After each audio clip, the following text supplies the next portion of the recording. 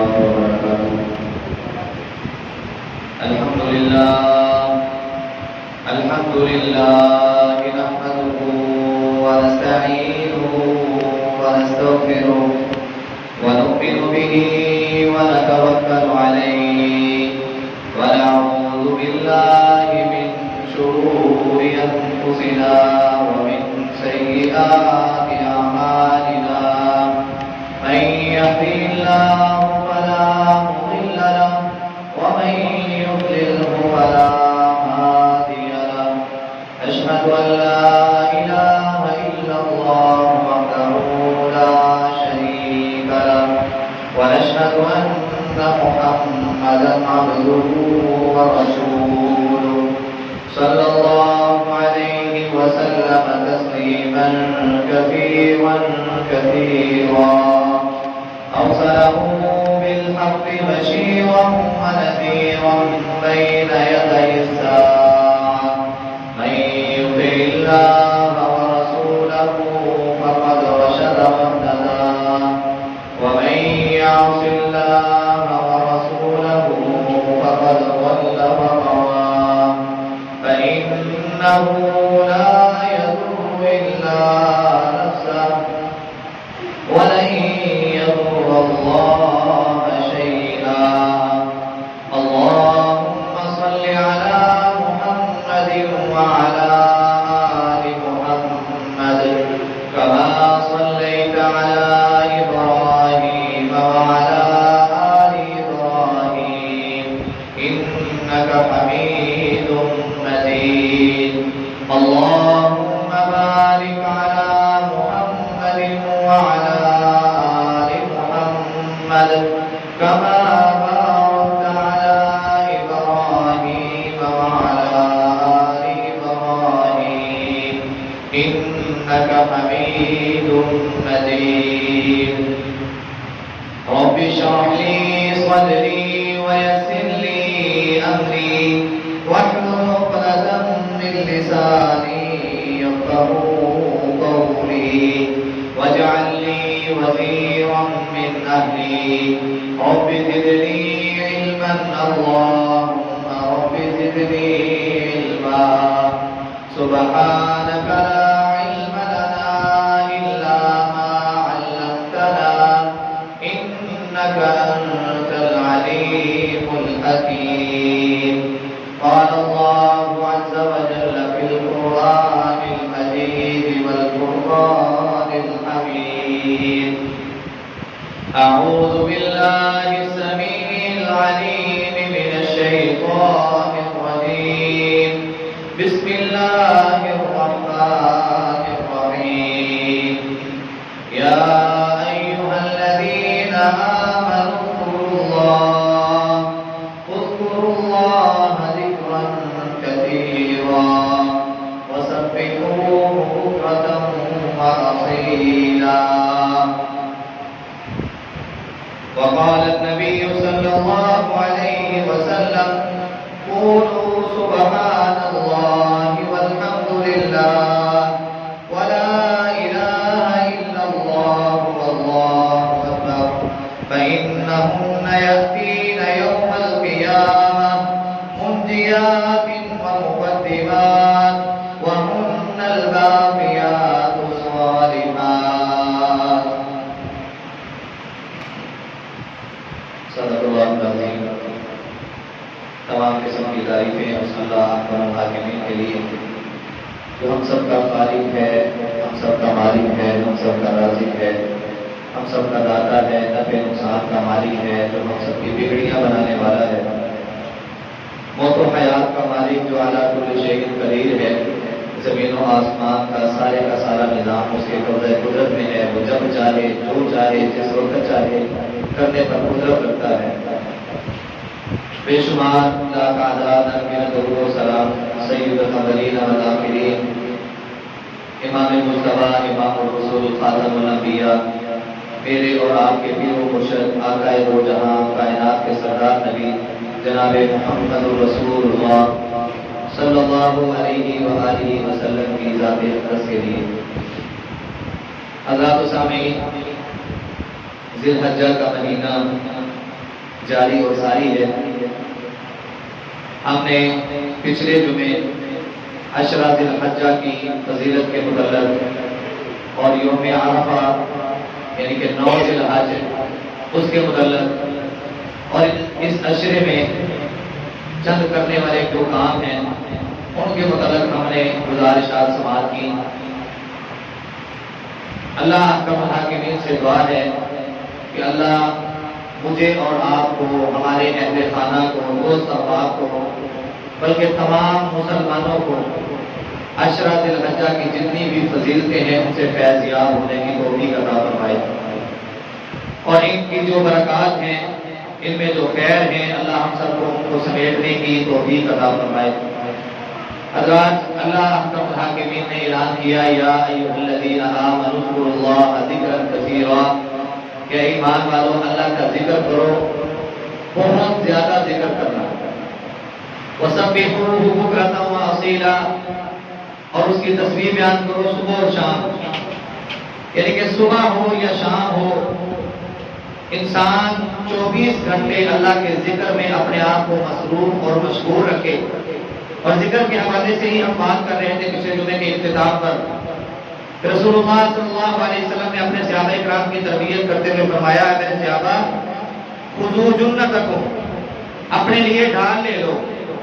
صحابہ کرام نبی علیہ السلام سے سوال کرتے ہیں، حیران ہو کے، پریشان ہو کے، کہ اللہ کے نبی صلی اللہ علیہ وسلم کیا کوئی دشمن کا خطرہ ہے؟ جس طرح نبی علیہ السلام رمضان کی آمد میں اپنے صحابہ کرام کو خوشخبری سناتے ہوئے چند الفاظ ادا کیا کرتے تھے، ان کو کہتے تھے کہ ڈھال بنا لو، روزہ تمہارے لیے ڈھال ہے، جہنم کی آگ سے بچنے کے لیے روزہ ڈھال ہے۔ ویسے ہی نبی علیہ السلام نے عشرہ ذی الحجہ کی تربیت کرتے ہوئے نبی علیہ السلام نے اپنے صحابہ کرام کو فرمایا کہ اپنے لیے ڈھال لے لو۔ صحابہ کرام کہتے ہیں کس چیز کی ڈھال؟ نبی علیہ السلام نے فرمایا کہ اللہ کا ذکر کیا، اللہ کا ذکر کرو، یہ جہنم سے تمہارے لیے ایک ڈھال ہے، جہنم کی آگ سے بچنے کے لیے اللہ نے تمہارے لیے ایک ڈھال بنا دی۔ نبی علیہ السلام نے فرمایا قولوا سبحان اللہ، سبحان اللہ کہو، اللہ تمہیں جہنم سے بچانے کا ایک ذریعہ دے رہا ہے۔ سبحان اللہ کہو، الحمدللہ، اپنی زبان سے کہو الحمدللہ، یہ جہنم سے بچنے کے لیے ایک ڈھال ہے۔ لا الہ الا اللہ، اللہ اکبر، یہ وہ کلمات ہیں جو انسان ان کو اپنی زبان سے ادا کرتا ہے، آسمان والا رب جنت کا راستہ اس کے لیے آسان کر دیتا ہے، آسمان والے رب کا تقرب اس بندے کو مل جاتا ہے، یہ اللہ کا ذکر کرنے والوں میں اس کا شمار کر دیا جاتا ہے۔ اور سب سے بڑی بات ہے، اس انسان نے اپنے آپ کو جہنم سے بچانے کے لیے ایک ڈھال بنا لی، ایک ذریعہ بنا لیا۔ اللہ نے ہم سب کو ان اعمال کو کرنے کی توفیق عطا فرمائے۔ نبی علیہ السلام نے فرمایا فَإِنَّهُمْ لَيَأْتِينَ يَوْمَ الْقِيَامَةِ، کل قیامت کا دن ہوگا، ان اعمال کو، ان الفاظ کو لایا جائے گا، منجیات، یہ انسان کو نجات دینے کے لیے کافی ہو جائیں گے، ومقدمات، اس کے لیے روشن چراغ بنا کے اس کے آگے آگے ان کو پیش کر دیا جائے گا۔ نبی علیہ السلام فرماتے ہیں وَهُنَّ الْبَاقِيَاتُ الصَّالِحَاتُ، اور یہ وہ عمل ہیں، یہ وہ نیکیاں ہیں جو ہمیشہ ہمیشہ کے لیے باقی رہنے والی ہیں۔ حضرات، کچھ الفاظ ایسے ہیں، کچھ اللہ کے ذکر ایسے ہیں، کچھ کلمات اللہ کو اتنے محبوب ہیں، اتنے پسند آتے ہیں کہ جو بندہ ان کلمات کو اپنی زبان پر جاری اور ساری کرتا ہے، اپنے صبح اور شام کے اذکار میں ان کو شامل کر لیتا ہے، اپنی زندگی کی مصروفیات میں، اپنی زندگی کے تمام تر معاملات میں اگر وہ تھوڑا سا وقت نکال کے ان الفاظ کو اپنی زبان سے ادا کر لیتا ہے، آسمان والا رب اس بندے کو کتنا بڑا انعام، کتنا بڑا اعزاز عطا کرتے ہیں۔ نبی علیہ السلام نے فرمایا کہ تسبیح یعنی کہ سبحان اللہ کہنا اور اللہ اکبر کہنا، لا الہ الا اللہ واللہ اکبر کہنا، یہ چار کلمات جو ابھی ہم نے پہلی حدیث میں سماعت کیے ہیں، نبی علیہ السلام نے فرمایا جو بندہ پڑھتا ہے سبحان اللہ کثرت سے پڑھتا رہتا ہے، الحمدللہ پڑھتا رہتا ہے، لا الہ الا اللہ پڑھتا رہتا ہے، اللہ اکبر کے کلمات اس کی زبان پر جاری اور ساری رہتے ہیں، یعنی کہ وہ اپنی زبان کو اللہ کے ذکر سے تر اور معطر رکھتا ہے، یہ وہ کلمات ہیں۔ نبی علیہ السلام نے فرمایا اللہ کا عرش ہے، اللہ کے عرش کے گرد یہ کلمات ایسے چکر لگاتے ہیں، اور چکر لگانے کے ساتھ ساتھ ان کے بل بلانے کی آواز آتی ہے، مثال دے کے سمجھایا جس طرح شہر کی مکھی تمہارے قریب سے گزرتی ہے اور اس کے بل بلاہٹ کی آواز تمہارے کانوں میں آتی ہے، ایسے ہی جو بندہ ان کلمات کو اپنی زبان سے ادا کرتا ہے، یہ کلمات اللہ کے عرش کے گرد چکر لگاتے ہیں، گھومتے ہیں، اور جو بندہ ان کا ذکر کر رہا ہوتا ہے آسمان والے رب کے عرش کے قریب یہ چکر لگاتے ہوئے اس بندے کا خوبصورت نام بار بار دہرایا جاتا ہے۔ یہ اعزاز چھوٹا ہے، انعام چھوٹا ہے؟ ہم سب نہیں چاہتے کہ اللہ کے ہاں اللہ کے عرش کے قریب چکر لگائے جائیں اور ہمارا نام لیا جائے، اور بڑے معزز ترین وہ انسان ہوتے ہیں، بڑے مکرم اور بڑے محترم ہوتے ہیں وہ انسان، بڑے عزت والے اور بڑے باوقار انسان ہوتے ہیں کہ اللہ کے عرش کے بعد جن کا نام لیا جائے، اللہ ہم سب کو ان اعمال کو کرنے کی توفیق عطا فرمائے۔ سبحان اللہ، کتنا بڑا عمل ہے، لگتے ہیں 6-7 گھنٹے نہیں، انسان آسانی سے پڑھ سکتا ہے سبحان اللہ، الحمدللہ، اللہ اکبر، لا الہ الا اللہ۔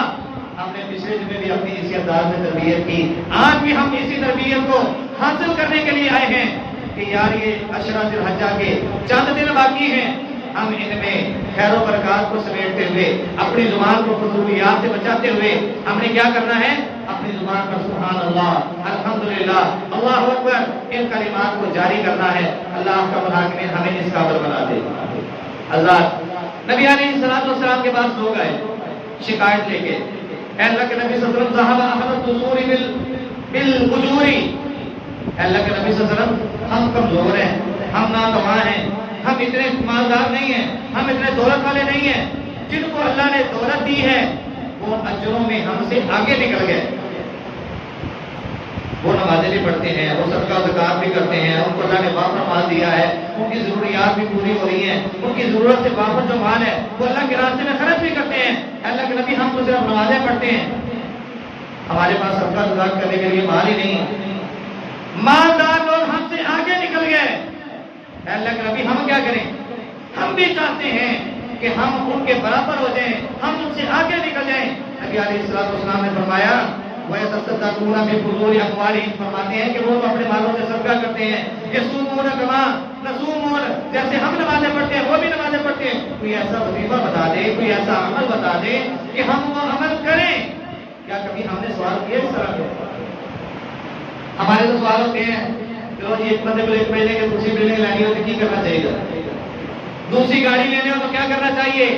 میں اس بندے سے آگے نکل جاؤں، تجارت میں، کاروبار میں، معاشرت میں میں اس سے آگے نکل جاؤں، اس کی 6 بلڈنگیں میری 7 ہونی چاہیے، اس کی 6 فیکٹریاں میری 8 ہونی چاہیے، میں اس سے آگے کیسے نکل سکتا ہوں؟ ہماری دن رات فکر ہے، سوچ ہے تو صرف اور صرف دنیا کی حد تک۔ اللہ کا مراقب نے قرآن شریف میں کیا کہا؟ وَمِنْهُمْ مَن يَقُولُ رَبَّنَا آتِنَا فِي الدُّنْيَا وَمَا لَهُ فِي الْآخِرَةِ مِنْ خَلَاقٍ، کچھ لوگ ایسے ہوتے ہیں کہ جو کہتے ہیں اللہ ہمیں دنیا دے دے، ہم ان کو دنیا دے دیتے ہیں۔ انسان جو مانگتا ہے اللہ اس کو دیتے ہیں، انسان کی جو سوچ ہے، انسان اللہ سے جس طرح کی امید رکھتا ہے اللہ اس کے ساتھ ویسے ہی سلوک کرتے ہیں۔ انسان کہتا ہے کہ اللہ ہمیں دنیا میں دے دے، اللہ کہتے ہیں کہ ہم ان کے سارے نصیب کو ان کو دنیا میں دے دیتے ہیں، لیکن کل قیامت کے لیے ان کے لیے کچھ نہیں بچتا، آخرت ان کی خالی۔ لیکن کچھ نصیب ایسے ہیں وَمِنْهُمْ مَن يَقُولُ رَبَّنَا آتِنَا فِي الدُّنْيَا حَسَنَةً وَفِي الْآخِرَةِ حَسَنَةً وَقِنَا عَذَابَ النَّارِ، اور کچھ نصیب ایسے ہیں جو دعا کرتے ہیں ہم سے کہ اللہ ہمیں دنیا بھی دے دے، ہمیں آخرت بھی دے دے، اور اس کے ساتھ ساتھ ہمیں جہنم کے عذاب سے بھی بچا لے۔ اللہ کہتے ہیں میں ان خوش نصیبوں کے نصیب میں تینوں چیزیں لکھ دوں گا، دنیا بھی ان کی اچھی کر دوں گا، ان کی آخرت بھی اچھی کر دوں گا، اور کل قیامت کو ان کو آگ کے عذاب سے بھی بچا لوں گا۔ اس طرح کی دعائیں کیا کریں، اس طرح کی تجارت اور اس طرح کے سودے آپ سے کیا کریں۔ صحابہ کرام آئے، آگے کہتے ہیں لوگ اللہ کے نبی مالدار لوگ ہم سے آگے نکل گئے، کوئی وظیفہ بتا دیں۔ نبی علیہ السلام فرماتے ہیں تم اللہ کی تسبیحات زیادہ کیا کرو، سبحان اللہ اپنی زبان سے زیادہ کیا کرو، وَكُلُّ تَكْبِيرَةٍ صَدَقَةٌ، تم چاہتے ہو، تم دیکھتے ہو کہ وہ صدقہ کر کے تم سے آگے نکل گئے، سبحان اللہ کہو، اللہ تمہاری طرف سے صدقہ قبول کر لے گا، اللہ اکبر کہو، اللہ تمہاری طرف سے صدقہ قبول کر لے گا، الحمدللہ کہو، یہ اللہ کی طرف سے تمہارے لیے انعام ہے، اعزاز ہے۔ ان کلمات کو اپنی زبان سے ادا کرتے رہو، اللہ تمہیں ان سے زیادہ اجر و ثواب عطا کر دے گا۔ قصہ مختصر، ایک وقت آیا یہ لوگ دوبارہ پھر شکایت لے کے آ گئے. مالدار لوگوں نے کیا کرنا شروع کر دیا، ان کی جانچ پہچان کرنا شروع کر دی کہ یار یہ کون سا ایسا عمل کرتے ہیں. پہلے تو صرف نماز پڑھتے تھے، نماز پڑھ کے اپنے اپنے کرو. اب یہ کیا کرنا شروع ہو گئے، بیٹھے رہتے ہیں اپنی انگلیوں پہ کچھ پڑھتے رہتے ہیں، اذکار کرتے رہتے ہیں. پتہ کرتے کرتے پتہ یہ چلا کہ یہ الحمدللہ پڑھتے ہیں، اللہ اکبر پڑھتے ہیں، سبحان اللہ پڑھتے ہیں. انہوں نے بھی پڑھنا شروع کر دیا. یہ پھر شکایت لے کے آ گئے. اللہ کے نبی پہلے ایماندار تھے، امیر ترین لوگ تھے، صدقہ اور زکات کر کے ہم سے آگے نکل جاتے تھے، اور آپ نے ہمیں ایک وظیفہ بتایا، سبحان اللہ پڑھو، الحمدللہ پڑھو، اللہ اکبر پڑھو، تم ان سے آگے نکل جاؤ گے، یہ تمہارے لیے صدقہ ہے. اللہ کے نبی ہمارے اس عمل کا ان کو بھی پتہ چل گیا. اب انہوں نے بھی کرنا شروع کر دیا. حدیث کے الفاظ نبی علیہ الصلوۃ والسلام ہنسنا شروع ہو گئے اور آپ نے فرمایا ذالک فضل اللہ یؤتیہ من یشاء، یہ اللہ کا فضل ہے، جس کو جتنا چاہتا ہے عطا کرتا ہے، اس میں کسی انسان کا کوئی کمال نہیں. حضرات ہمارے لیے اس میں سبق ہے کہ جو امیر لوگ ہیں وہ تو صدقہ زکات کر سکتے ہیں، لیکن اگر ہم غریب ہیں تو ہم پریشان نہ ہوں.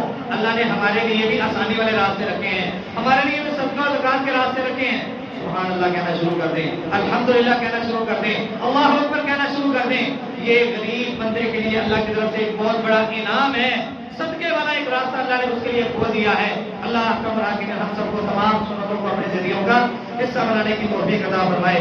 حضرات جہاں پہ ہم نے اس عشرے میں اپنی زبان کی حفاظت کرنے کے ساتھ ساتھ ہم نے اپنی زبان پر اللہ کا ذکر جاری اور ساری رکھنا ہے، وہاں پہ تکبیرات بھی ہیں. یکم ذی الحج سے لے کے قاعدہ یاد رکھیے گا، یکم ذی الحج سے لے کے تکبیرات کا آغاز ہوتا ہے 9 ذی الحج تک.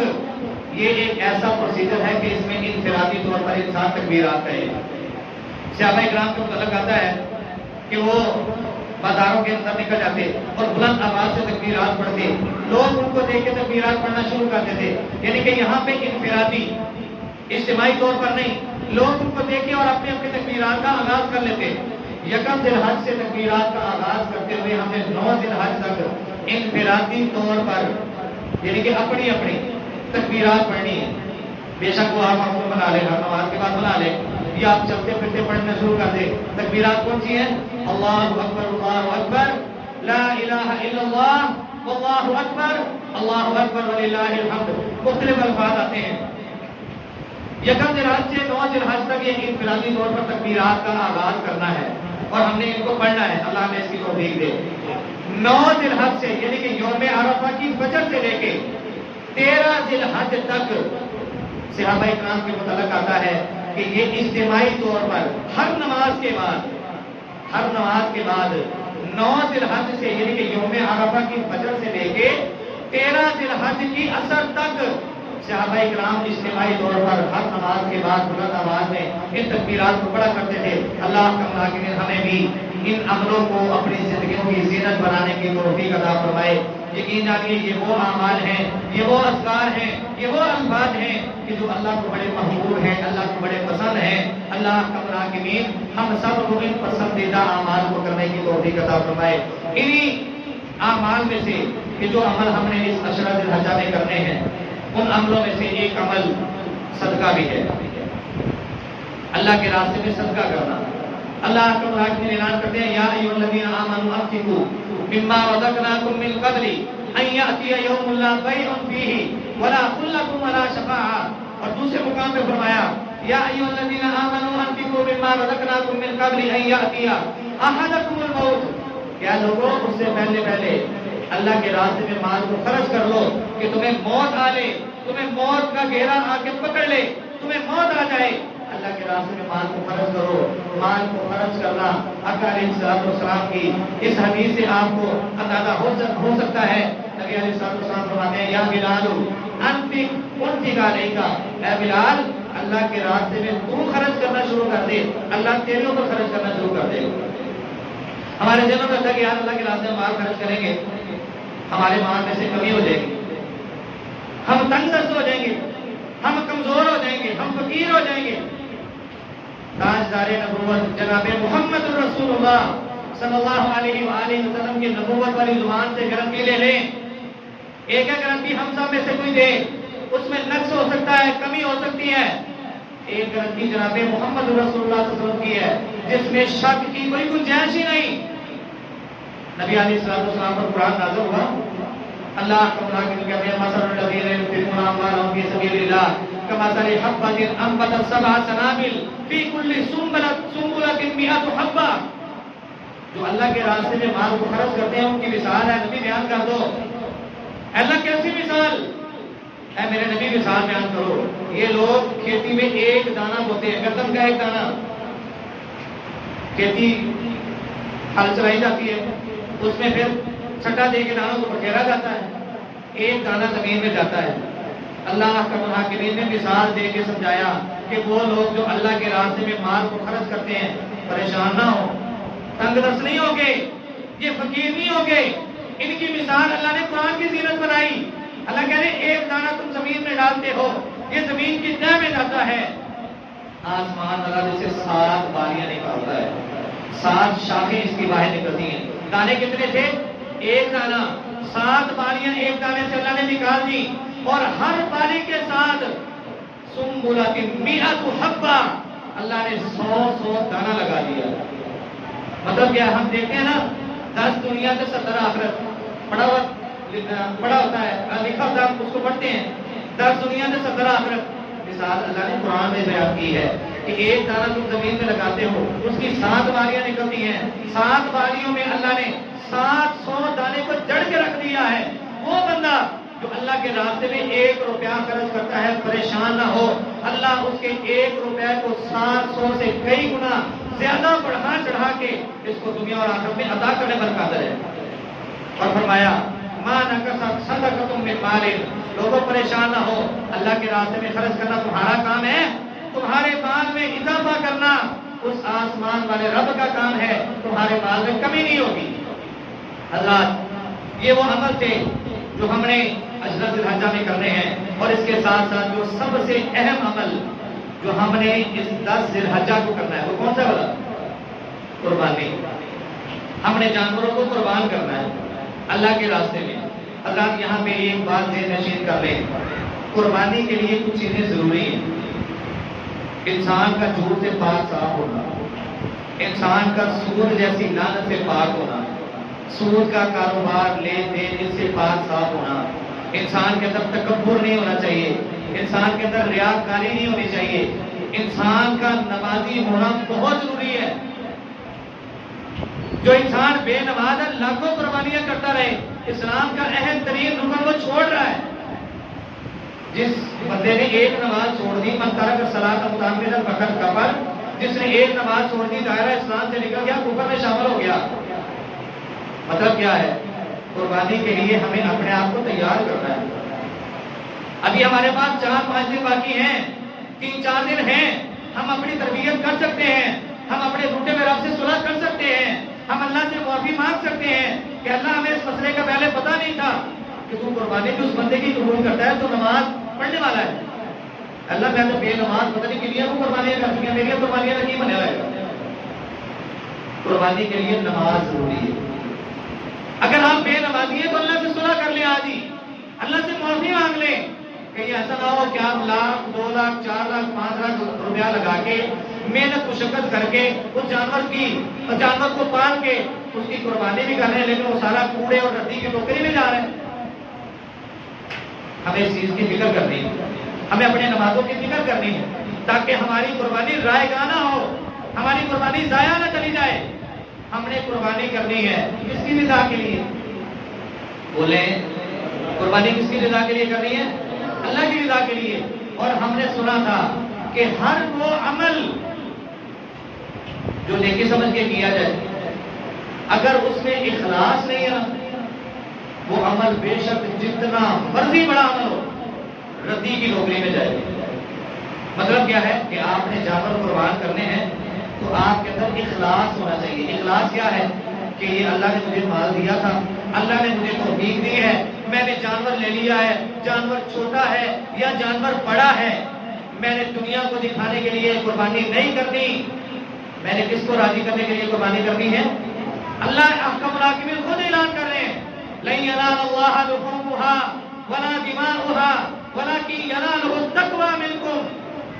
کیا لوگوں تم جانور قربان کرتے ہو، نہ تو اللہ کو تمہارے جانوروں کے خون کی ضرورت ہے، نہ ہی اللہ کو تمہارے جانوروں کے گوشت کی ضرورت ہے، اللہ کو ضرورت ہے تو تمہارے تقوی کی۔ اور نبی علیہ السلام نے اپنے سینہ مبارک کی طرف، اپنے سینہ انور کی طرف اشارہ کر کے فرمایا تھا التقویٰ ہاں ہنا ویشیر الی صدرہ، تقویٰ یہاں پہ ہوتا ہے، تقویٰ یہاں پہ ہوتا ہے۔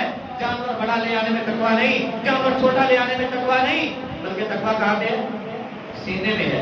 اخلاص سینے سے نظر آتا ہے، اور اللہ احکم الحاکمین یہاں پہ نظر آتے ہیں۔ ان اللہ لا ينظر الى صورکم واموالکم، اللہ کو تمہاری شکل و صورت سے کوئی مفاد نہیں، تمہارے مال و متاع ہونے سے کوئی غرض نہیں، تمہارے پاس مال ہے یا نہیں ہے، اللہ کو اس چیز کی کوئی غرض نہیں، کوئی فائدہ نہیں، کوئی اللہ کو اس چیز کی پرواہ نہیں۔ ولکن ينظر الى قلوبکم واعمالکم، اللہ دیکھتے ہیں تمہارے دل کی طرف اور تمہارے اعمال کی طرف۔ اگر دل میں ریاکاری ہے تو انسان 10 لاکھ کا جانور بھی لے آئے، ردی کی ٹوکری ہے۔ ریاکاری سے ہم سب کو بچنا ہے۔ ہم نے اپنے اندر اخلاص کو پیدا کرتے ہوئے 10 ذی الحجہ کو ہم نے انشاءاللہ اللہ کے راستے میں جانوروں کو قربان کرنا ہے۔ کس کی رضا کے لیے؟ اللہ کی رضا کے لیے۔ حضرات نبی علیہ السلام مدینے میں 10 سال رہے۔ یہاں پہ میں رک کے ایک بات آپ لوگوں کو سمجھانا چاہتا ہوں، اس میں میری اور آپ دونوں کی اصلاح ہے۔ کئی لوگ ہیں وہ کہتے ہیں کہ یار قربانی کا تعلق صرف حجاج کے ساتھ ہے، حاجیوں نے صرف قربانی کرنی ہوتی ہے۔ اور میرے بھائی انہوں نے تو قربانی کرنی ہے، اس کے بغیر ان کا حج ہی نہیں ہے۔ حج کا ایک رکن شمار قرار دے دیا گیا، قیامت کی دیواروں تک جو بھی حاجی حج کرنے کے لیے جائے گا، اللہ نے قربانی حج کا رکن بنایا ہے، انہوں نے تو قربانی کرنی ہے۔ نبی علیہ السلام 10 سال مدینے میں رہے، آقا علیہ السلام نے ہر سال قربانی کی۔ مدینے کیڑا حج ہوتا ہے؟ حج تو ہوتا ہے مکے میں، بات سمجھ لگ رہی ہے کہ نہیں؟ یعنی کہ قربانی کا مقصد، قربانی کا تعلق صرف حاجیوں کے ساتھ نہیں، وہ تو کریں گے ہر صورت۔ نبی علیہ السلام نے ہر بندے، جو بندہ کلمہ پڑھ لیتا ہے لا الہ الا اللہ محمد رسول اللہ کا اقرار کر لیتا ہے، طاقت ہے، استطاعت ہے، ہمت ہے، توفیق ہے، وہ بندے کو نبی علیہ السلام کا حکم ہے کہ وہ ہر سال جانور کو اللہ کے راستے میں قربان کرے۔ یہ ایک محبت ہے۔ کس سے محبت کرنی ہے؟ اللہ سے، دنیا سے محبت نہیں۔ یہ اللہ سے محبت کا ایک ثبوت ہے، یہ اللہ سے محبت کا ایک اظہار ہے کہ اللہ تیرے نبی کا حکم ہے، ہم تیرے نبی کی سنت کو، ابراہیم علیہ السلام کی سنت کو زندہ کرتے ہوئے ہم تجھ سے محبت کا ایک اظہار کر رہے ہیں۔ اے اللہ، ایک وقت وہ بھی تھا کہ جب تم نے ابراہیم علیہ السلام کو حکم دیا تھا کہ اپنے بیٹے کی گردن پر چھری چلا دو، اے اللہ تیری محبت میں، تیرے بتائے ہوئے احکامات کے مطابق اس نبی نے اپنی محبت کو تیرے سامنے پیش کر دیا۔ اے اللہ بے شک آج وہ وقت نہیں، وہ تو نے ہمارے لیے رخصت نہیں، وہ تو نے ہمارے لیے سختی والا معاملہ نہیں رکھا، آج ہمارے اوپر آسانی کرتے ہوئے ہمیں یہ حکم دے دیا کہ اللہ کے راستے میں مینے کو، جانوروں کو قربان کرو۔ اے اللہ میرے لیے یہ آسانی کا راستہ ہے، میں تجھ سے محبت کرتا ہوں اور محبت کا ثبوت دیتے ہوئے تیرے راستے میں جانوروں کو قربان کروں، اللہ اس کو قبول کر لیتا ہوں۔ بات سمجھ لگ گئی ہے؟ قربانی صرف حاجیوں کے لیے نہیں، ہر انسان اگر استطاعت رکھتا ہے تو اس کے لیے قربانی لازم ہے۔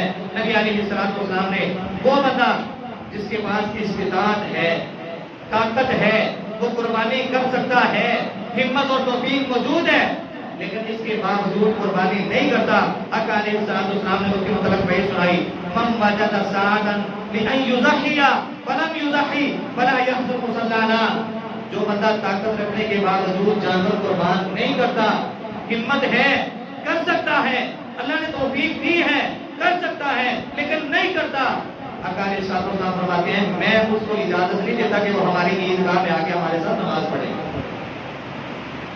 مطلب کیا ہے؟ وہ اللہ کی نظر میں اچھا بندہ نہیں ہے، وہ اللہ کے ہاں اچھا بندہ نہیں ہے، اچھوں میں اس کا شمار نہیں کیا جا رہا۔ اچھوں میں شمار کیسے ہوگا؟ اللہ نے استطاعت دی ہے، ہمت اور توفیق دی ہے، تو اس ہمت اور توفیق کو جو اللہ نے مال دیا ہے، اس مال میں سے تھوڑا سا خرچ کر کے اس رب سے محبت کا ثبوت پیش کر دے، اللہ کے راستے میں جانوروں کو قربان کر دے۔ اللہ ہم نے جانوروں کو قربان کرنا ہے، ہم نے قربانی کرنی ہے، لیکن قربانی کرنے کے لیے ہمیں کچھ چیزوں کا اندازہ اور کچھ چیزیں ہمارے ذہن میں ہونی چاہیے کہ جانور ہم نے لینا ہے وہ کس طرح کا ہونا چاہیے۔ وقت چونکہ ہو چکا، لیکن یہ باتیں بہت ضروری ہیں۔ کئی لوگ جانور لے آئے ہیں، کئی لوگوں نے ابھی لینے جانا ہے. اللہ ہمارے ہاتھ میں رحم فرمائے. منڈی بڑی اس وقت تربوز بھی ہے. اللہ ہم سب کے ہاتھ میں رحم فرمائے. ہم مسلمان ہیں, دعا بھی کیا کریں. خالی بس آگے پوسٹ نہیں کرتے وہ منڈی میں بڑی دوا چڑھی ہوئی ہے, تو دعا بھی کرو نا. دعا کرو اللہ ہمارے لیے آسانی کرے. جب ہم دعا نہیں کریں گے, جو ہماری تمام تر عبادتوں کا گھوٹا ہے, مکس ہے, جب ہم اعمال کو ترک کرنا شروع کر دیں گے تو سختیاں ہمارے اوپر آنی شروع ہو جائیں گی. دعا کریں اللہ ہم سب کے لیے آسانی کر دے. جو بندے قربانی کرنا چاہتے ہیں, پریشان ہے کہ یار قربانی بڑی مہنگی ہے, اللہ ہم سب کے لیے آسانی کر دے. آمین کہہ دو یہ بات.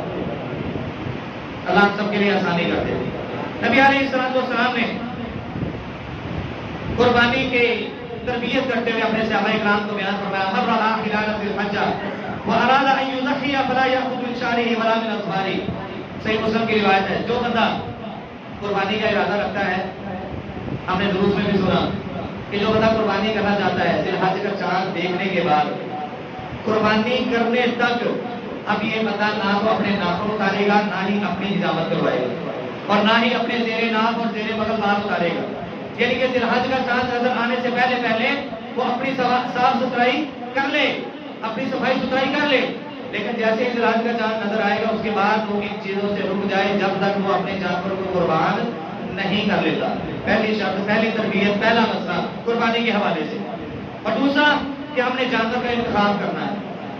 تو جانور کا انتخاب کرنے کے لیے بھی ہمیں قرآن اور حدیث کو پرکھنا پڑے گا کہ ہم نے کون کون سے جانور کرنے ہیں, کن کن جانوروں کی قربانی نبی علیہ السلام کے زمانے میں ہوا کرتی تھی. اللہ کے کرنے والی کل امت جعلنا منسکا لیذکروا اسم اللہ علی ما رزقہم من بہیمۃ الانعام. بہیمۃ الانعام سے مراد جو مفسرین نے لیا ہے اور صحابہ کرام اور نبی صلی اللہ علیہ وسلم کی زندگی سے جن جانوروں کو اخذ کیا گیا ہے, اس سے مراد اونٹ ہے. اونٹ دونوں قسم کا ہو سکتا ہے, اونٹنی بھی ہو سکتی ہے, یعنی کہ نر اور مادہ دونوں ہو سکتے ہیں. اس کے بعد گائے نر اور مادہ, اس کے بعد بھیڑ نر اور مادہ, بکری نر اور مادہ. یہ 4 قسم کے جانور ہیں جن کو بہیمۃ الانعام اللہ نے قرآن میں ذکر کیا ہے. یہ 4 قسم کے جانوروں کی قربانی نبی علیہ السلام کے زمانے میں ہوا کرتی تھی, صحابہ کرام کیا کرتے تھے. انشاءاللہ ہم نے بھی انہی جانوروں کی قربانی کرنی ہے. کیوں جی سمجھ لگی؟ اس کے ساتھ ساتھ یاد رکھیے, ہم نے جانور لینے کے لیے جب جانا ہے, تربیت کی تیسری بات قربانی کو لے کے کہ ہم نے جانور کے اندر عیب دیکھنے, وہ عیب کہ جن کے ہوتے ہوئے انسان کی قربانی قبول نہیں کی جاتی. اگر جانور کے اندر وہ 4 قسم کے عیب پائے جا رہے ہوں تو انسان کی قربانی رائے گاہ ہے. نبی علیہ السلام نے صحابہ کرام کی تربیت کرتے ہوئے فرمایا, اربع لا تجوز فی القطاع, 4 قسم کے جانور ان کی قربانی جائز نہیں ہے. 4 قسم کے جانور ہیں جن کی قربانی جائز نہیں ہے.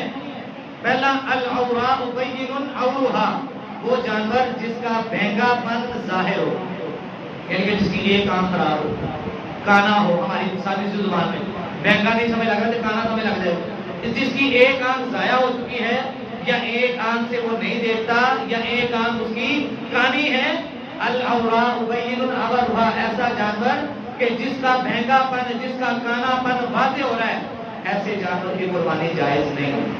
دوسرا والارجاء بین ضلعها, وہ جانور کہ جو کمزور ہے, جو کمزور ہے.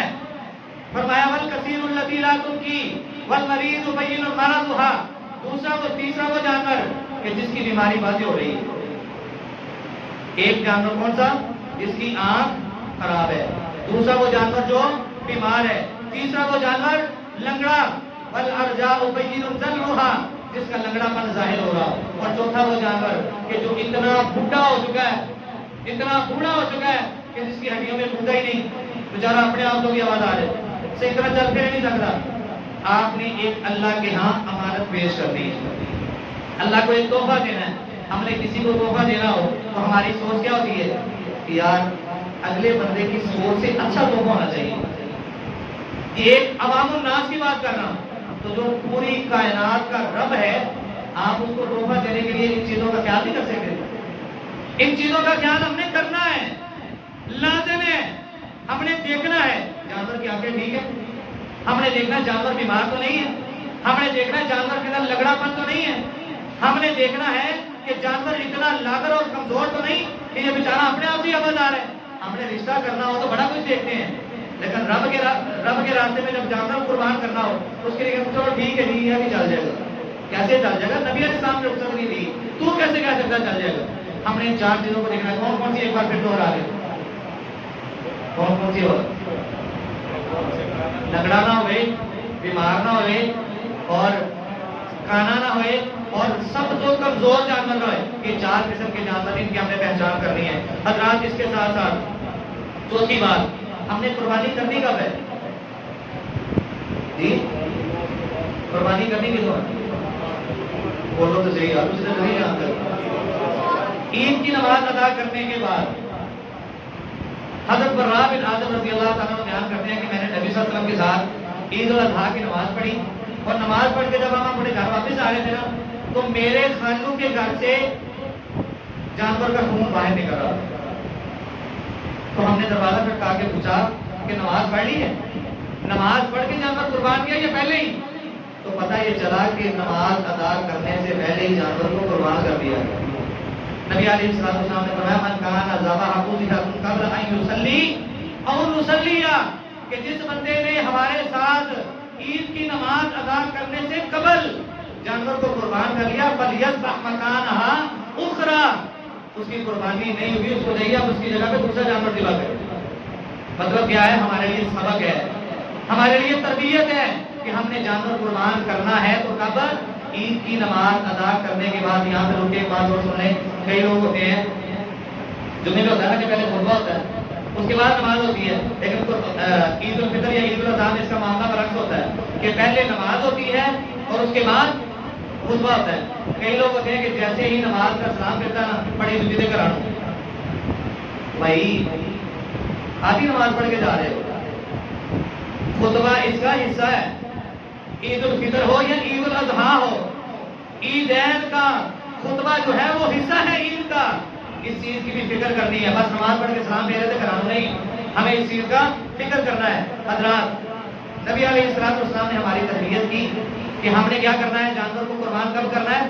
عید کی نماز ادا کر کے جب ہم نے مکمل نماز ادا کر لینی ہے، اس کے بعد جب ہم نے اپنے گھروں کو واپس جانا ہے، گھروں کو واپس جانے کے بعد ہم نے اپنے جانوروں کو قربان کرنا ہے۔ اور نبی علیہ السلام کی ایک خاصیت ہوتی تھی جو عید کی تربیت میں شامل ہے کہ نبی صلی اللہ علیہ وسلم جب عید الفطر کے لیے آتے جو رمضان کے بعد آتی ہے، عید الفطر کے لیے آتے تو آقا علیہ السلام اپنے گھر سے تھوڑا بہت کھا بھی کے آتے، اور بعض روایات میں آتا ہے کہ آپ پانی پی کے آتے، یا آپ کھجور کھا کے آتے، یا آپ سویٹ ڈش کوئی بھی اگر مل جاتی تو آپ میٹھا کچھ نہ کچھ کھا کے آتے۔ لیکن جب عید الاضحیٰ کے لیے نبی علیہ السلام اپنے گھر سے نکلتے بغیر کھائے پیے نکلتے، عید کی نماز مکمل کرنے کے بعد اپنے گھر جاتے اور گھر جا کے جانور کو ذبح کرتے، اس کا گوشت پکایا جاتا، اس کے بعد نبی علیہ السلام اس گوشت کو کھاتے۔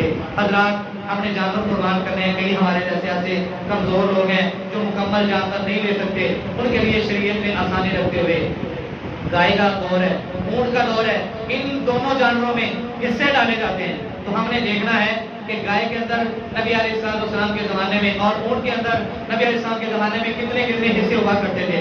آقا علیہ السلام نے تربیت کرتے ہوئے یہ چیزیں بھی بیان کی کہ گائے کے اندر 7 حصے، کتنے؟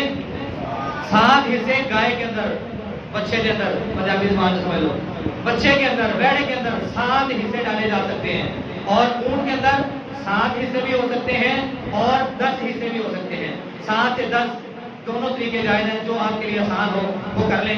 اللہ کا مراقبین ہم سب کو قربانیوں کا جو حق ہے ان کو ادا کرنے کی توفیق عطا فرمائے۔ حضرات ایک آخری بات جو عید کے حوالے سے یہ ہے کہ نبی صلی اللہ علیہ وسلم، ہم دیکھتے ہیں اپنے گلی محلے کے اندر کئی ایسے لوگ ہیں جو صرف اور صرف سستی کی وجہ سے، ناکاہلی کی وجہ سے عید کی نمازوں سے پیچھے رہ جاتے ہیں۔ اللہ سے ان کو ڈرنا چاہیے، اللہ سے معافی مانگنی چاہیے۔ نبی علیہ السلام نے تو ان خواتین کو بھی حکم دیا ہے کہ جن کو اللہ نے چھٹی دی ہوتی ہے، جو ایام حیض میں زندگی گزاری ہوتی ہیں، نبی علیہ السلام نے تو معافی ان کو نہیں دی۔ ایک انسان جان بوجھ کے سستی کر کے اتنے بڑے اجر سے اپنے آپ کو محروم کر رہا ہے، اس کو اللہ سے ڈرنا چاہیے، اس کو اپنی پرواہ کرنی چاہیے، اپنی قبر اور آخرت کے بارے میں سوچنا چاہیے کہ میں کیا کر رہا ہوں، اسلام کا اتنا بڑا رکن مجھ سے چھوٹ رہا ہے، حضرات نبی علیہ الصلوۃ والسلام عیدگاہ کے لیے آتے، آپ نے عورتوں کو بھی حکم دیا کہ جن کو اللہ نے چھٹی دی ہے وہ بھی اپنے گھروں میں نہ رہیں، وہ بھی عیدگاہ میں آئیں۔ بے شک وہ نماز نہیں پڑھے گی، لیکن نماز کے بعد خطبے کے بعد جو دعا کی جاتی ہے نا، اس دعا میں وہ ضرور شامل ہو۔ اللہ نے یہ قبولیت کا وقت رکھا ہے، اس دعا میں اللہ نے بڑی برکت رکھی ہے۔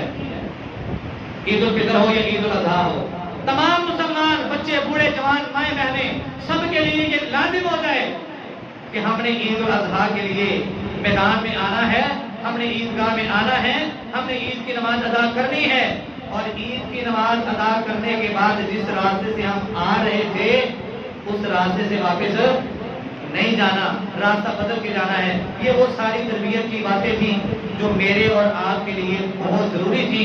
اللہ رب العالمین سے دعا ہے کہ ہم سب کو نبی علیہ الصلوۃ والسلام کی تمام سنتوں کو اپنی زندگیوں کی زینت بنانے کی توفیق عطا فرمائے۔ ہم نے جانور قربان کرنے ہیں، اللہ ہمیں اخلاص کے ساتھ جانور قربان کرنے کی توفیق دے۔ اللہ ہم سب کو ریاکاری سے بچائے، اللہ ہم سب کے لیے آسانیاں کرے اور ہم آسانی سے اچھے جانور خریدنے والے اور اس کو اللہ کے راستے میں پیش کرنے والے بن جائیں۔ اللہ ہماری قربانیوں کو، اور سب سے بڑی بات ہے کہ ہم نے اپنے خواہشات کو قربان کرنا ہے، یہ سب سے بڑی قربانی ہے۔ ہم نے اپنے خواہشات کو قربان کرنا ہے، جھوٹ سے بچنا ہے، ریاکاری سے بچنا ہے، رسولیات سے بچنا ہے، یہ انسان کی سب سے بڑی قربانی ہے۔ اللہ آپ کو ملاقات سے دعا ہے، جو سنایا ہے اللہ مجھے اور آپ کو عمل کرنے کی توفیق عطا فرمائے۔ آخر دعوانا الحمدللہ رب العالمین۔